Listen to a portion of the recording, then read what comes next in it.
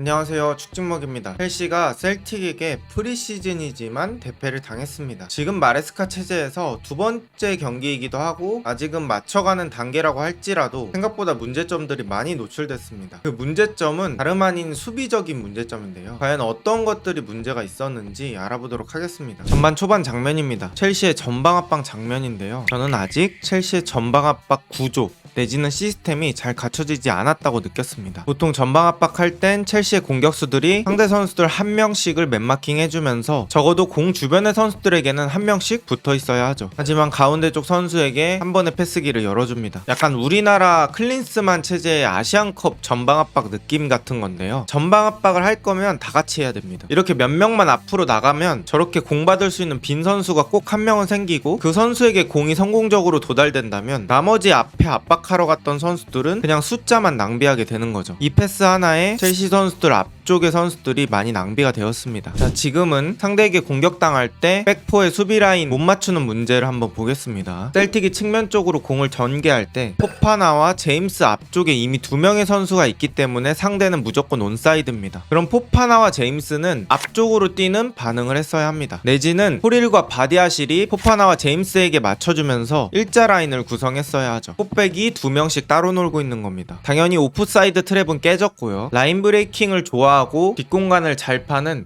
후르아시한테는 아주 좋은 먹잇감입니다. 지금 보시면 첼시의 오프사이드 라인이 완전 깨져 있죠. 가운데 쪽 넓은 뒷공간으로 패스가 들어가고 후르아시가 이 공을 가져갑니다. 그리고 이렇게 좋은 공간에서 슈팅 때릴 수 있는 각을 만들고 슈팅을 때려봅니다. 물론 산체스가 잘 맞긴 했지만 첼시 뽀백 선수들 간의 호흡이 전혀 안 맞는 장면이 나옵니다. 그럼 어떤 게 이상적인 전방 압박 체계냐? 바로 이런 장면입니다. 첼시 선수들 한 명씩 상대 선수에게 맨마킹이 되어 있죠. 여기서 자기가 맡은 선수만 잘 케어해주면 결국 상대는 롱킥을 하거나 전진하지 못하게 됩니다. 하지만 이번엔 추크의 메카가 자신의 맨투맨을 놓치죠. 이렇게 셀틱은 골키퍼로부터 사이드 쪽으로 패스가 나가는 순간에 추크의 메카가 자신의 맨투맨을 그냥 바라만 봅니다. 전방 압박 체계가 무너지기 시작하는 시점이죠. 그리고 이 공이 사이드 쪽으로 향했고 아까 추크의 메카가 놓쳤던 그 선수가 공을 받게 되면서 셀틱이 좋은 역습 기회를 맞습니다. 이 추크의 메카 한 명의 미스가 첼시의 많은 선수들을 낭비하게 만들었습니다. 이것처럼 전방 압박 체계는 하루아침에 만들어지는 게 아닙니다. 자신이 누굴 맨투맨 해야 될지 확실히 정하고 그 맞춤 맨투맨은 책임을 지고 따라가 줘야 합니다. 그렇게 각각의 선수들이 1인분을 할 때 효과적으로 상대의 진출을 막을 수 있는 거죠. 하지만 첼시는 그런 것들이 잘 안 되어 있습니다. 그리고 이 공격이 이어져서 결국 사이드 쪽에 좋은 찬스를 허용하게 되는데요. 여기서 수비 숫자가 왜 4명밖에 없냐? 아까 전방 압박에 많은 수를 썼기 때문이죠. 첼시 선수들은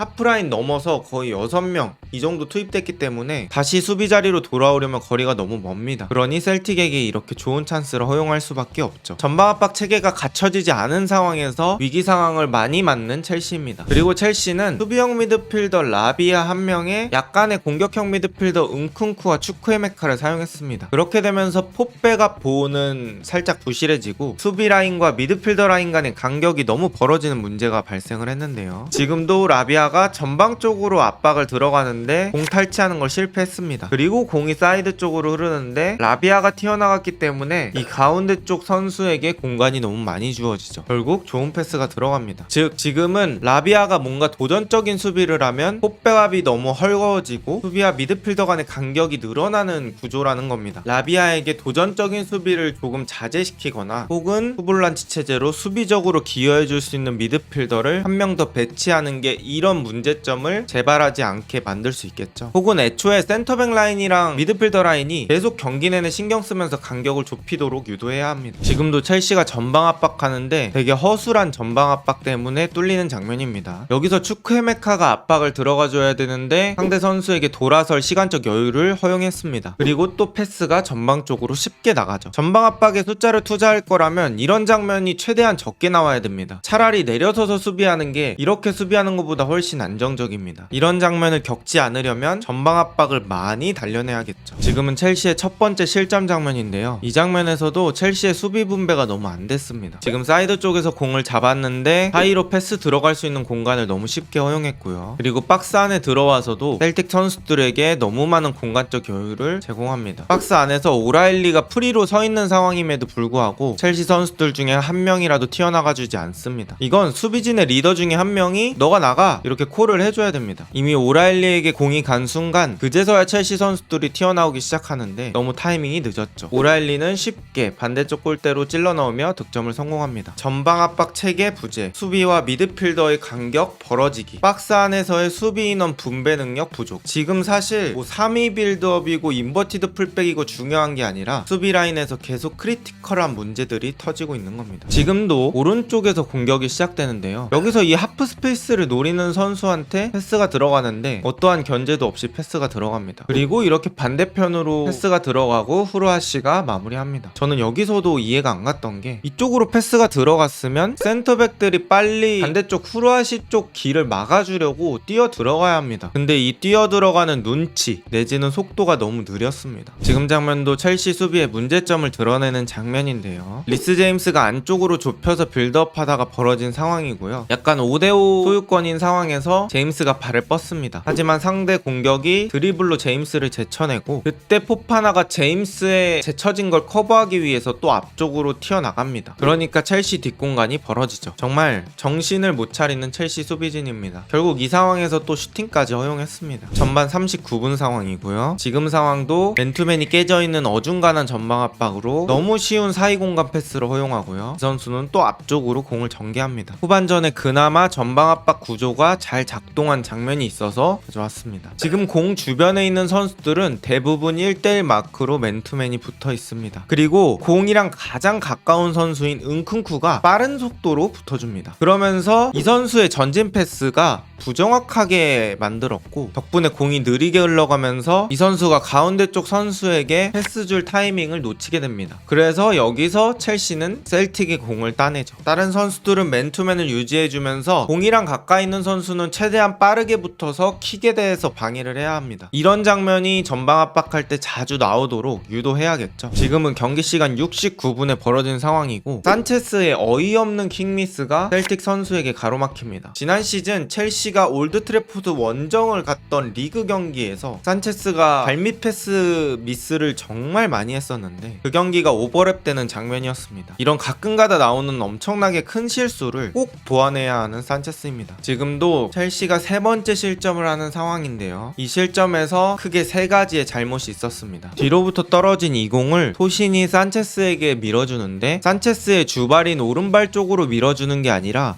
패스가 왼발 쪽으로 향하게 됐어요. 그래서 산체스는 이 공을 잡아놓고 처리를 했어야 했습니다. 첫 번째 토신의 패스 방향이 잘못됐던 거죠. 그리고 두 번째, 산체스가 이 공을 잡아놓다 보니 상대의 압박이 접근할 때까지 공을 처리를 못했고 다가오는 바디아실에게 패스를 줍니다. 저는 여기서도 산체스가 잘 체크해서 뒤에 선수들이 따라오니까 그냥 왼발로라도 어떻게 걷어냈으면 실점은 안 하지 않았을까라고 생각을 합니다. 그렇게 뒤에 공격수들에게 압박을 당하는 상황에서 바디아실이 그나마 비어있는 토신에게 패스를 하죠. 하지만 이 패스의 강도가 너무 약해서 상대에게 뺏기고 맙니다. 여기서 세 번째 잘못이 나오는 거죠. 요런 약한 패스는 기술적인 문제겠죠. 결국 이 공을 뺏긴 첼시는 또 한 번 실점을 하게 됩니다. 이건 어떤 구조적인 문제라기보다는 선수들의 판단과 패스 퀄리티 이런 것들이 혼합되어 만들어진 문제죠. 마지막 골 역시 뒷공간을 얻어맞아서 실점하는 장면입니다. 상대 선수가 뛰고 있을 때 첼시의 뒷공간 쪽에다가 패스를 넣어주는 셀틱이고요. 이 공을 잡아서 그냥 편하게 마무리하는 셀틱입니다. 기본적으로 오프사이드 트랩이 구성이 안 되는데 자꾸 높은 라인을 만들어 놓는 첼시입니다. 그런 것들이 수비 라인에서 계속 문제를 만들고 있죠. 오늘 첼시의 문제는 크게 세 가지로 정리해 볼 수 있죠. 첫 번째는 전방 압박 체계가 완성도가 너무 부족합니다. 아까 보여드렸듯이 자신의 마크맨을 놓치는 경우가 많고 전방 압박의 텐션이 너무 늘어져 있어서 상대에게 사이 패스를 너무 많이 허용했습니다. 두 번째 문제는 수비와 미드 미드필더 간의 간격 문제입니다. 추크에메카와 은쿤쿠 이렇게 두 명의 공격형 미드필더를 사용했을 때는 사실상 라비아 원볼란치 체제가 되는데, 그때 라비아가 도전적인 수비를 한번 해버리면 수비와 미드 간의 간격이 너무 벌어지는 문제가 있었죠. 마지막 세 번째 문제는 풋백 간의 호흡입니다. 사실 오프사이드 트랩이라는 게 풋백 간의 호흡이 맞지 않으면 상대방에게 공격을 당했을 때 너무 치명적인 문제로 다가옵니다. 하지만 아직 그 호흡이 완벽하지 않아서 오프사이드 트랩이 자꾸 깨져서 뒷공간을 많이 허용했죠. 이런 것들에서 또 개선이 필요한 첼시입니다. 물론 프리시즌이니까 이 경기력이 리그를 시작했을 때 그대로 이어질 거란 법은 없습니다. 하지만 프리시즌이니까 그냥 넘겨도 된다? 이건 아니라고 생각합니다. 사실 프리시즌을 하는 이유 자체가 물론 뭐 미국 같은 데 가서 수익을 올리는 목적도 있겠지만, 기본적으로 우리 팀이 잘 돌아가고 있는지, 우리 팀이 시즌 시작하기 전에 플랜을 점검해보는 의도도 있을 겁니다. 첼시는 오늘 있었던 문제를 가벼이 여기지 말고 꼭 개선을 해야 합니다. 이제 시즌 시작이 20일 정도밖에 남지 않았고, 개인적으로 공격적인 문제보다 수비적인 문제가 훨씬 더 성적에 치명적이라고 생각을 하기 때문에 개선해야 될 것이 많다고 느꼈습니다. 오늘 영상은 여기까지입니다. 좋은 하루 되세요.